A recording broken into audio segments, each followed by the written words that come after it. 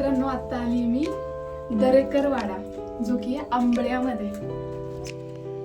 पुणे जिल्ह्यामधील पुरंदर तालुक्यामध्ये असलेले आंबळे हे गाव मराठा इतिहासाचे जिवंत स्मारक मानले जाते.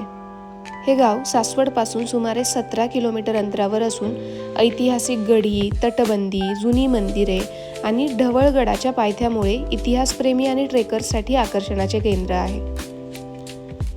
दरेकर वाड्याबद्दल जर का आपण बोललो तर हे मूळ सातारा जिल्ह्यातील जावळी परिसरातील दरे गावाशी संबंधित मराठा घराणे मानले जाते. मराठा साम्राज्याच्या काळात या घराण्यातील अनेक योद्ध्यांनी सैन्यात सेवा बजावली होती. पुढे सरलष्कर खंडेराव दरेकर हे पेशवाईतील प्रमुख सरदार म्हणून प्रसिद्ध झाले. त्यांच्या पराक्रमामुळे आंबळे गावाला विशेष महत्त्व प्राप्त झालेले आहे.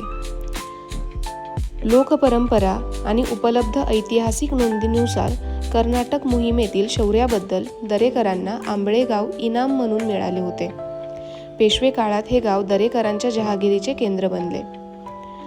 आंबळ्यातील दरेकरांचा वाडा किंवा गढी हे गावाचे प्रमुख आकर्षण आहे. याच्या वैशिष्ट्यांबद्दल जर का आपण बोललो तर आंबळे गावामध्ये पेशवेकालीन मंदिरांचा वारसा जपला गेला आहे. पूर्वाभिमुख शिवमंदिर, सुंदर कोरीव काम, पेशवेकालीन स्थापत्य शैलीचे उदाहरण, राम मंदिर, गावातील एक ऐतिहासिक मंदिर आहे, भैरवनाथ मंदिर आहे.